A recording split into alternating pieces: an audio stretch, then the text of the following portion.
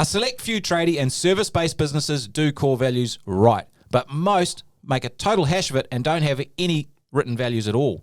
Now, if you want to create a team that are motivated and heading in the right direction, in the direction that you want them to, then core values are essential. Tune into today's podcast where we discuss why core values will make your business stand out from the crowd, if you do it right. Alrighty team, TFJ here, Tony Fraser-Jones, the host of the Profitable Tradie podcast, hanging out with my good mate and sidekick, Phil Smith. G'day, mate. Philly Bowl, how's it going? G'day, mate. Always good. Good. Yep. Good. Yep. Feeling good, feeling great. Yeah. Again. You know I like to start off low so I got somewhere to go. Bro, just be awesome the whole time. I got to keep some dynamics, man. Otherwise, what are dynamics? Dynamics, it goes up, it goes down. Ah, yes. It ebbs, it flows. It's like shade. Yeah, that's right. Yeah.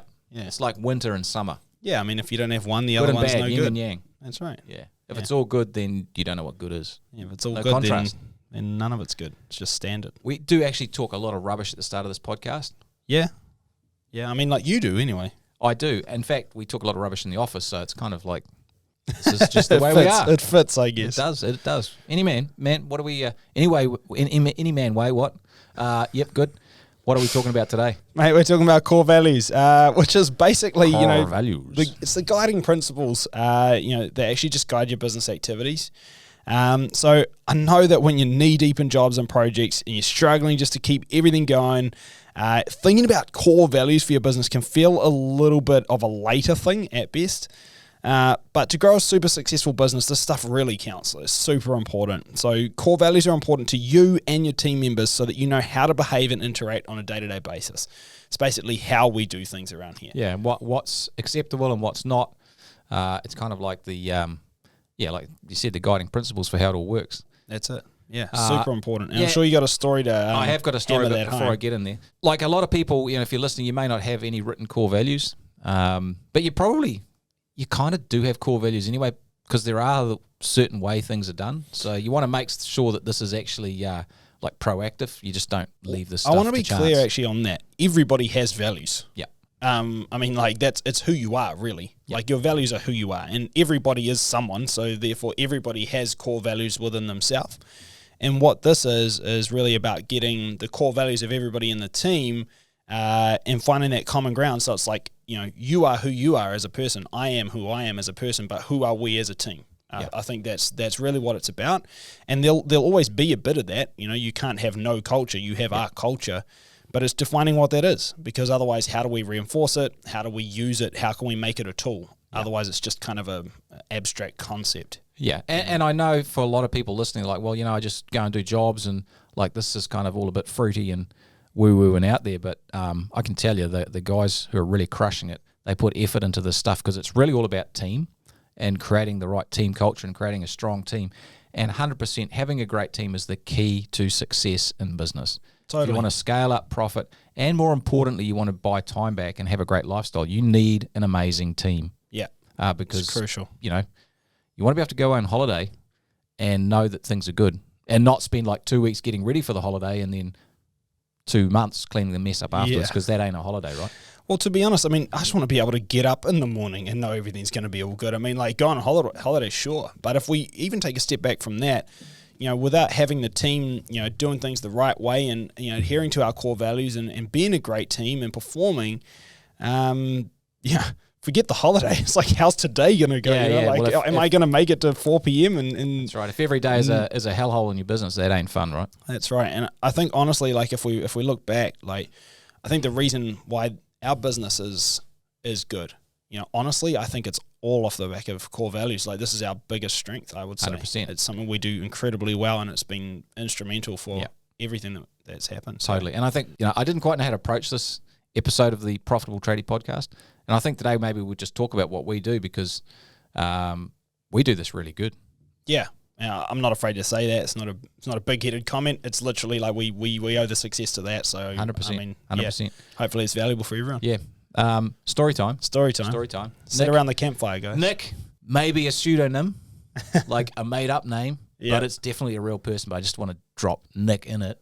Yeah. So Nick's got an electrical contracting business, team of 12, lots of problems with the team, very frustrated.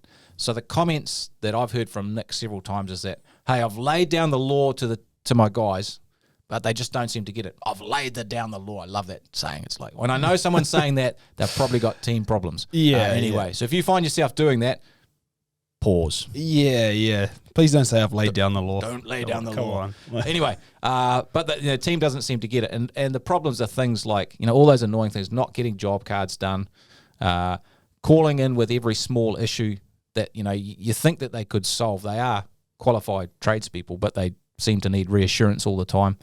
Forgetting to test stuff before finishing jobs, like checking all the lights, checking the range hood, the oven, all that. Just going basic testing. Oh, I've wired it up and it's done. Good to go. Yeah. You need to test stuff, right? Because otherwise you get a call about something doesn't work and it's another trip, and that's a pain. And Nick was totally frustrated. He was like, I've got 3 kids at home. I don't need any more at work. I mean, if you're listening, you're probably like, hey, I've got enough kids at home. Some of you are like, why can't the ones at work just be grown up? Yeah. And so there's lots of things you can do to help with this problem. Like team problems, they're not a one thing. No. Like there's lots of stuff involved here. You got people as well, so everyone's a bit different. So that's it. But there's a bunch of stuff that you can do to help. We talked through, a bunch of things that could help. One of them was getting core values for the team as like some guiding principles. And Nick was like, great, yeah, I've done that. Got that, tried that. I'm like, well, can you tell us how you use them? And he was like, well, what do you mean? Well, we did it, but the guys don't really take any notice of it. And I'm like, well, I wonder why. Yeah. Like, pretty much. Nick is like, oh, it's it's in the drawer. It's done. It's in the drawer, and we don't. Yeah, we stuck it on the wall. Yeah. Like it's in the handbook. In the handbook, and that's it. Yeah. And if you have tried core values and that's been your experience, it's like a one time only special. That doesn't work. And we want to talk about how to actually use them today, because when you do, it's super, super powerful. Yeah, and I think if you think back, because most people have been an employee at some point. You're probably an employer now, but you've probably been an employee, and you've probably had this experience, right? You turned up on day one, they said, here's the core values, you read it in their handbook, you saw it on the wall, and you never heard about it again. You could probably not name one of the core values that you apparently lived by way back then. And I think this is where you just got to be real honest. Ask yourself, have you done the same thing to your team?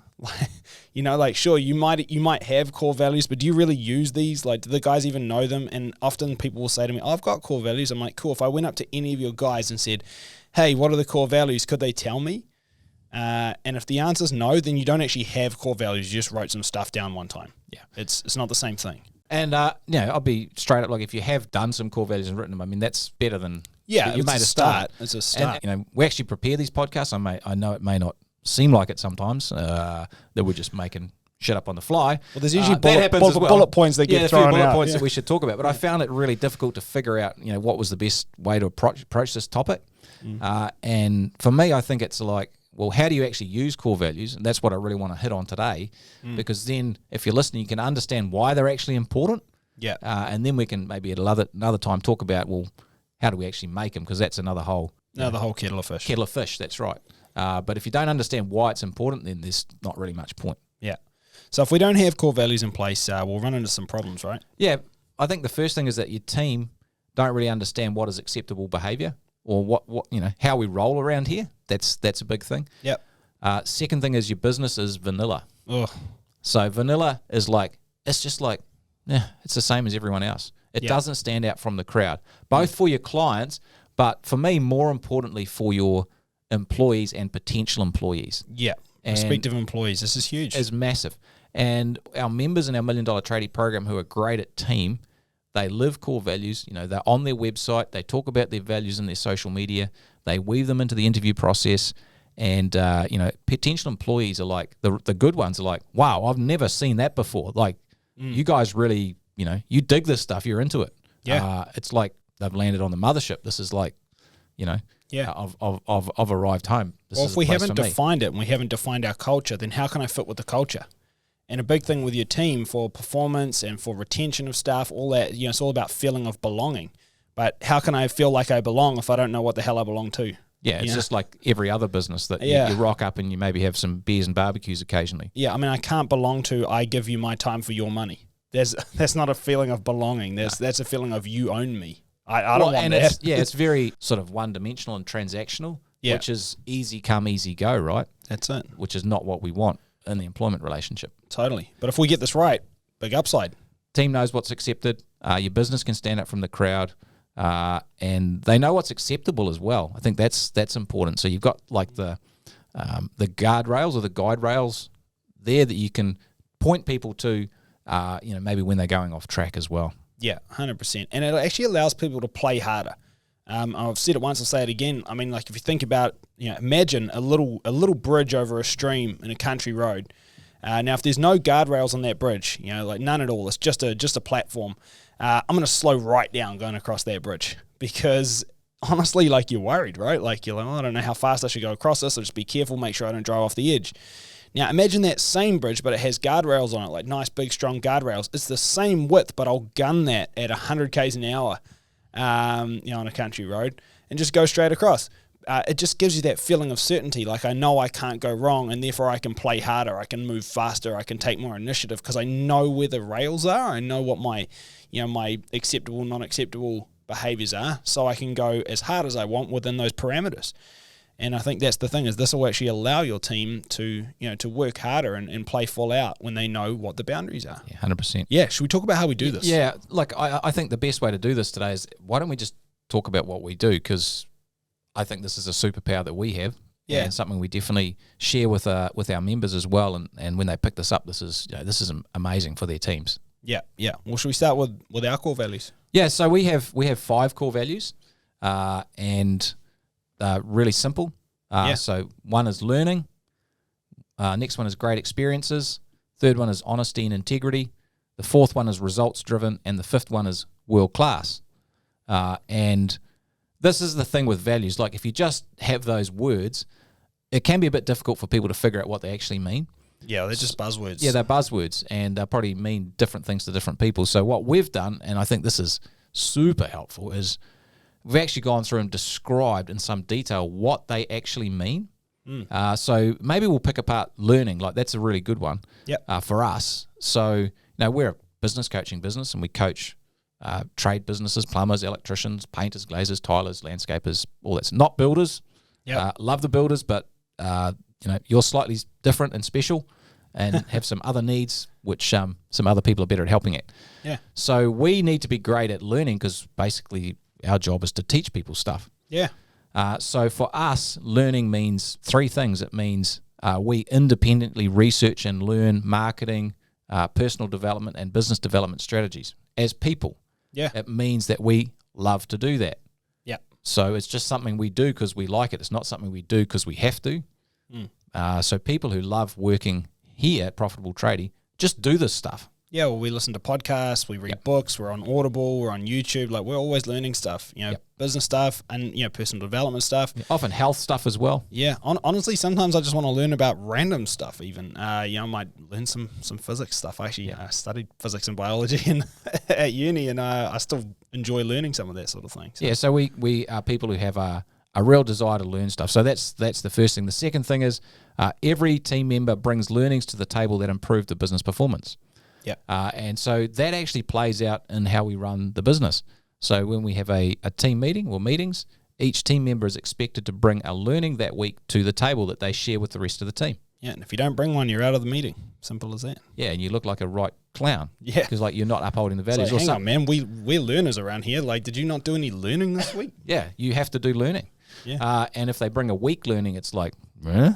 Yeah, so you didn't try, man. You Googled that, right? You Googled that like 2 minutes before this meeting. Yeah. Not acceptable behavior. Yeah, exactly. And the third thing is we understand that to be great coaches, we have to be committed learners. So that's what I talked about at the start. We walk the talk. That's it. So that's what the value of learning means at Profitable Trading. Now, if you're running a plumbing or electrical or some other business, maybe learning's not a value for you. And that's fine. Maybe it is. Yeah. And I think this goes for all of our core values, right? Yeah. Like if you look at honesty and integrity. Let's talk about honesty and integrity. I want to go to that one because honestly, honestly and with integrity. I think honestly, when I see people's core values, I've never seen a list of core values that doesn't have honesty and integrity on it. But I think the fact is lots of people say that and no one actually does it. Or they just don't really know what it means. And so for us, I think we're very clear about what this means. I don't need to know your life story. I don't need to know what you had for breakfast, and you don't need to tell me every little thing you ever did. It's not about that. What honesty and integrity means to us is that we have the hard conversations, when they're needed. with the person to their face at the time. If something doesn't sit right with you, you bring it up. There's no, undercurrents, there's no backwater conversations, there's nothing like that. And if anyone ever came up and, said, like if you came to me and said, hey Phil, I'm not sure about how Nephi did blah, blah, the response would be the same from any team member. Are you going to tell him or am I? We don't have that kind of stuff. Nephi's just sitting over there. Well, he can actually hear me. So the fact is like we don't have those kind of conversations you wouldn't have to someone's face. We just have them to their face. And that way we have incredible trust within the team because everybody knows that what you see is what you get. I don't have to worry about what I think you might be feeling or thinking because you'll tell me. The other big thing here is that we want everybody's, commitment to every discussion. So if we're having a discussion, we're coming up with ideas and we're, deciding a plan of action and you're sitting there and you think you might know something that could be helpful, you say it. You come forward with it. You don't just hold on to it. There's no hierarchy around that because we understand that when we get all of the opinions on the table, we're going to make better decisions anyway. So I think there's a bunch of points that go under each one of our values. I want to talk, but this is the kind of stuff it means to us. I want to talk more about that honesty and integrity one. Just I think it'll really help if you're listening to get an idea of how you can actually make this value that you have real. So Phil touched on it. There's 4 points under honesty and integrity, and the first one is we tell the truth even when it feels uncomfortable to do so. So that's it. Touched on that. We raise issues or concerns which may be frustrating us even when it feels uncomfortable. Keeping quiet about annoying issues lacks courage and damages the team long term. Totally. We own up to our mistakes and we take full responsibility. No ducking for cover. Yep. So we look to ourselves before pointing the finger at another person or process. That's it. So how good would that be? That's a great value to have in any business. When one of your key tradies is like, oh well, the apprentice did this, or it was the plumber who messed this up, or the builder didn't do this. It's like, yeah, what are you going to do about it? Yeah, and I think this is a crucial point, Tony, because again, if I'm holding you accountable to something that I've noticed has happened on your job, and you say, well, the apprentice, I'll stop you right there and say, before you carry on, just remember honesty and integrity, and you'll say, yeah, and I say, remember in the subtext we've said, that you'll always look to yourself before pointing the finger at others. So before you go and tell me anything that anyone else did, why don't you reflect on what you could have done differently? Yeah. And at that point, this is not a question of what happened on the job. It's a question of, are you upholding the values right now? And I think that really reframes the whole situation, and it creates a lot more initiative and a lot more ownership from your staff. 100%. And the last thing is we do what we say we'll do, which is pretty simple. But so I think that's, having it really clearly spelled out, what are the maybe 3 or 4 points that actually means for your business is massive. Yeah. A quick thing I also want to say is, guys, don't have too many values. We got 5. I think 5 is a decent number. It's enough, though. If you got 10 core values, the hard thing, no one's going to remember all that. And at that point, you can't enforce them. It's too much. It's a laundry list. It's like, hey, here's every good quality I've ever heard of, Yeah. So, stick 3 to 5, I think, is a good number. Yep. If you got a larger team, and they're pretty emotionally aware, 5's good. If you're new to this, 3's fine, but have them 3 core things that are really important to the way you run the business. Yes. Well, and a great thing, actually, if you are new, maybe it's only you and another person, or you're pretty small, do them now because you can define them totally. When you've got a team of 25 or 50 and you're trying to do it, it's a whole nother kettle of fish. Well, we're not going to get into today because that's a whole thing. But and this leads me to the next point, is that this is really, really important in the hiring process. So if you are newer to it or your business is a bit smaller, do it now, because then you can use this in your hiring process moving forward. And then when you're hiring people, you're hiring one of us, not hiring someone with completely different misaligned values and then trying to squeeze that square peg into the round hole. If we're clear about what one of us looks like, then it's really easy to determine whether your potential employees are one of us. But more than that, it's really easy to attract people like you. Bingo. Because you can make it obvious that, hey, this is who we are, and people will be drawn to you like moths to a flame, because if that's who they are, they'll be like, wow, this is where I belong. This is where I want to be. And this is what has worked incredibly well for us in the hiring process. Now, we talk about the values, I think it's 3 times during the process. So we've got 3 different interview steps. There's 11 steps in our hiring process. 3 of them are interviews, and in all 3 of them, you'll have somebody explain the values in detail to you and ask you some questions probing into how you actually fit with those. Not to mention, it's very clearly spelled out all through our job ads. So when people apply, actually their initial application, their cover letter, often I'd say 90% of them say, wow, I can't believe the core values. I'm really, really excited to be buzzed out part by of this that. organization. I vibe with that. I really vibe with that. Like, wow, when you talked about this, when you talked about that, like, and so the thing is, they're fizzing about being part of our culture when they come into that process. We mention it and mention it and mention it again. So when you get to the end of the process and we offer a job, that person, like, you can't have missed it. And we're very clear about, hey, if you vibe with this, that's awesome. You're going to love it here. You'll be one of us. If any of this doesn't sit well with you, you need to say that now, because we really do live this. And if you don't like it, you're going to hate this. And honestly, we're not going to like you much either. Yeah. We talk about this thing called fit, fitting the values. And like an example there, and this might get a little bit politically incorrect, but, I don't care because that stuff's bollocks, is around great experiences. Yeah. So, we have fun, laugh, and really enjoy our work. That's one of the things we write under great experiences. And I'm going to be honest, we have a lot of banter here. Sometimes it gets a little bit off color. It makes my ears curl sometimes. I'm like, no, it doesn't. You're at the heart of all of it. That is not true. I'm subtle with banter. You Whatever. guys take it to the gutter. Oh, man. Spend a day in this office and you'll see what I mean. Nephi's nodding. He says, Tony's very subtle. No, he's nodding at me. No, he's not. Come on, Jim. All right. But we have a lot of fun and there's a lot of BS talk.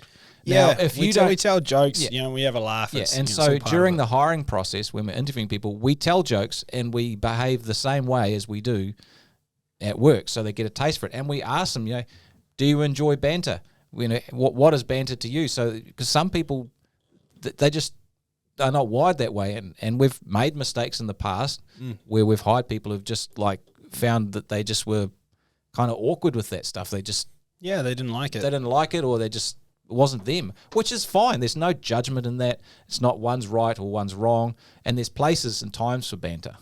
But the fact is, it's who we are. It's who we are. It's who we are, and the fact is, it means that everyone we hire, because we're very obvious about this through the hiring process, it means that people that end up getting hired, I mean, we've had people through the hiring process that have actually said, hey, I'm not against it. It's just not me. I don't do that very well, and I don't think I'd fit that well. And it's just liberating, because it means, let's not even go down this track then, because like we display it in the interview process. But I mean, it's probably even more than that in real life, because it's hard to bottle that into 1 or 2 interviews, right? 100%. And so if you're not going to enjoy it, it's like, man, you're not going to enjoy working here at all. And I think it's a huge part of our success with having a great cohesive team, having great experiences, which is the whole value. It's actually been a huge part of our program as well, because it's given it a lot of personality, like the way we are with clients, because we can be ourselves. I think one of the big things with great experiences for me, this is a big thing for me, is that I've never ever worked somewhere before where I haven't had a work self and a personal self. Yeah. Whereas, we're very clear about who we are at home. You don't have a work self at PT. You just yourself all the time. Just be exactly who you are. Tell the same jokes you'd always tell. Have the same laughs you'd always have. You don't need to put on that fake corporate face. We don't want to see it. No one wants to see it. Our clients don't want to see it. It's not who we are. I've worked in a corporate job way back, like 20 years ago, like a long time ago. Yeah. And it was like a straitjacket. Yeah. And I decided that I had to do my own thing. I had to create my own business where I could create a culture that I liked. Yeah. That I found fun. Yeah. And the great thing about all of us listening, we're business owners, we can do that. Like, we can, as long as you're not a complete clown. Yeah. You can create it how you want and do it to suit. Bunch of the coaches we've hired that have come in their interviews and they're wearing suit, tie, all that kind of thing, and they've said, hey, I've noticed you guys don't wear that stuff, and we're like, nah, never. Yeah. And they're like, do I have to wear a tie? And it's like, nah, bro, throw that in the bin. Yeah, we'd rather you didn't. That's not who we are. So I think the key is it's about living that, and making it obvious so that people can either realize they're a fit or realize they're not, and that helps you to get the right people in your team. So rather than having to impress the core values upon them, they actually fit in the first place, and it's just a lot easier, right? Yeah. And if you're listening, it's like, well, how do I actually use the core values in the interview process? Well, here's an example. I talked about the learning core value we have, and so we ask the people, so what's something you've learned? Something you've taught yourself recently. Something you've taught yourself recently. Yeah. Now, if they say something really kind of like vague and general, I read a blog about blah, blah, blah, blah, blah. I read a Facebook post about time management. I'm like, all right. Who wrote that? Oh, I can't remember. It's like, my favorite is I've read Rich Dad, Poor Dad. You're like, all right, cool. Yeah. What else have you read? And they're like, a few books. I'm like, you don't read, mate. Yeah. Like, you know, we read, All the time. 50, 100 books a year each. Well, you do. You're Well, crazy. Which is good, by the way. Something I love about you, mate. Well, anyway, but you're still crazy. For one other question reasons. actually that I really like on the values that we hit in the interview process is that we go through them and then we say, cool, so which one do you vibe with the most? And they'll latch onto one, and that's really good because you want to know, and they'll really tell you how that fits and say, and which one do you vibe with the least? And they'll usually try to give you a cookie cutter answer, like, oh no, they're all great, I love them, blah, blah. I'm like, yeah, cool, if you had to pick one, which one's the least? Oh, well, maybe world class, just because, I suppose sometimes I'll rush through something. If I'm working to a deadline, then, I'll just try to get it good enough. And this is a really telling thing because, remember, they're in an interview, they're making themselves sound good. So whatever they're telling you there, I mean, there might be more to it, and then, we can talk about that. But it's important. With just before you interrupted me, mate. If you interrupt my interruption. Yeah, interrupt your interruption. Excuse me. Right.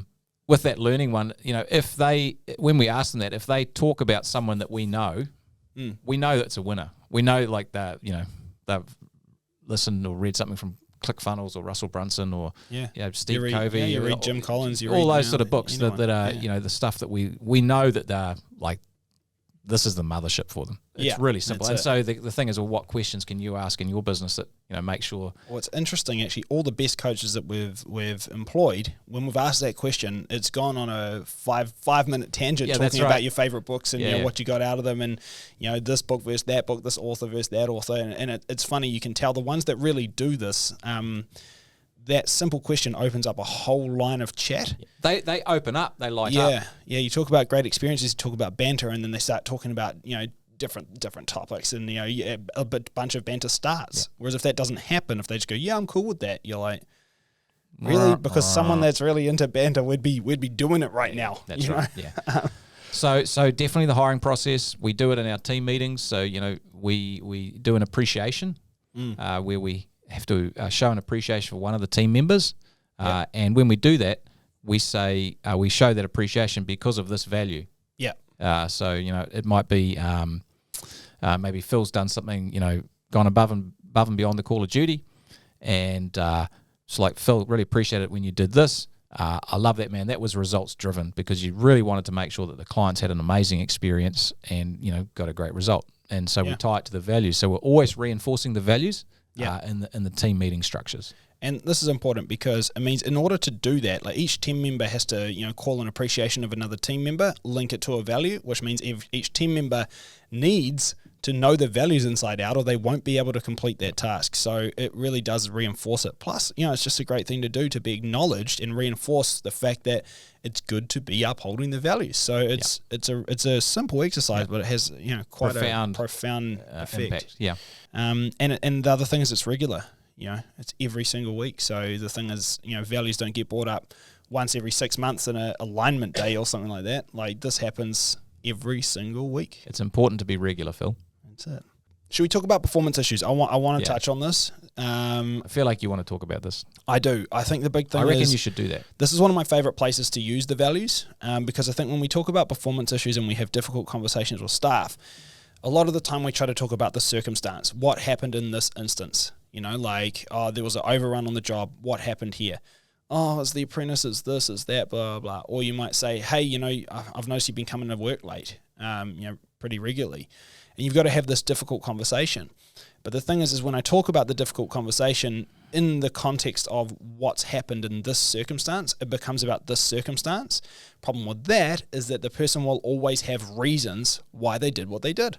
And they'll feel justified in those reasons. Even if they know it's not really the thing to say, they will feel justified, or otherwise they wouldn't have done things that way.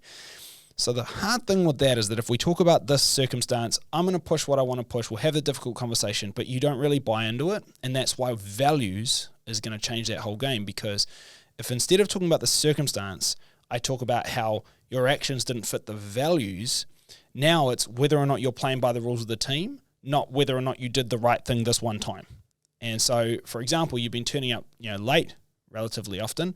if it was within our context, I mean, I could call that to any one of the values. This is not great experiences because you're making things really difficult for the rest of the team in this way when you're not there.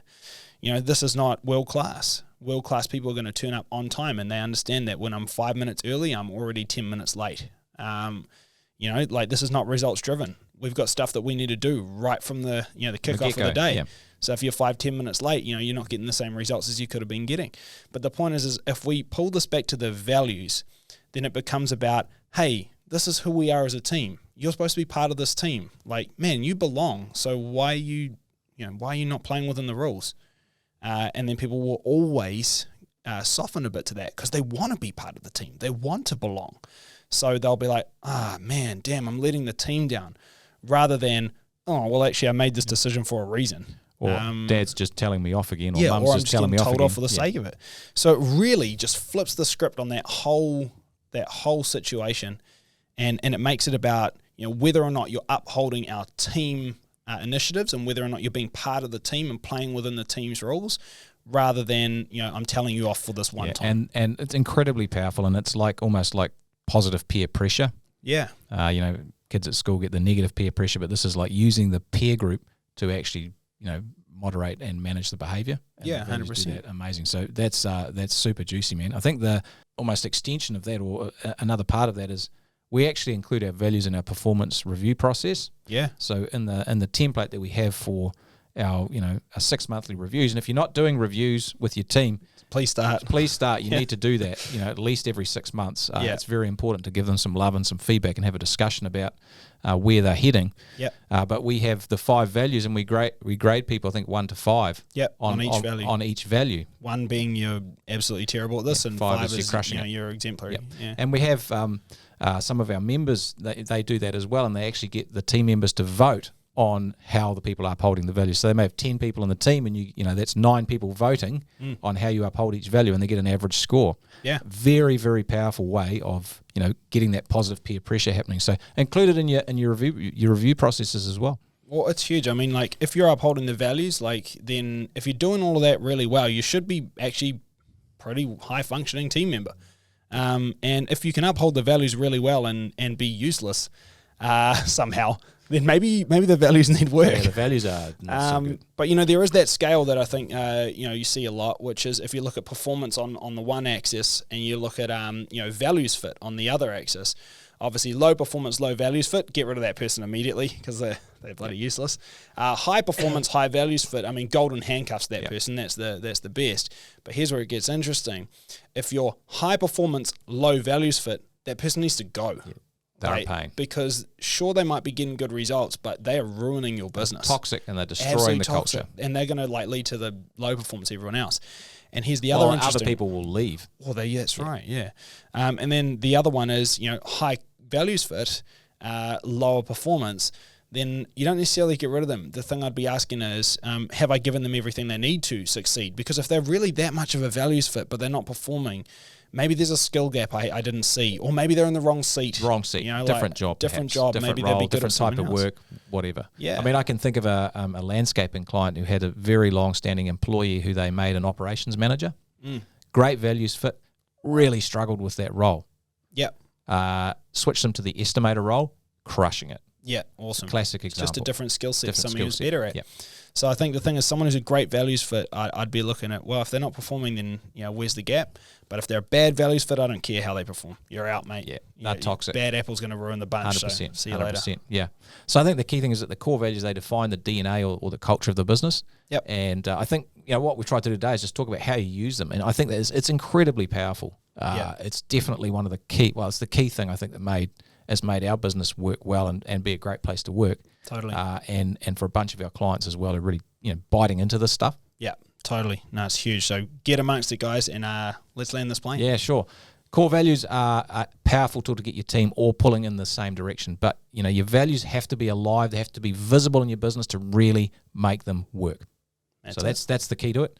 Thanks heaps for listening, team, and we'll catch you all again next time. See you later. Hey, I hope you liked the video. Check out all the other videos in the channel and like and subscribe.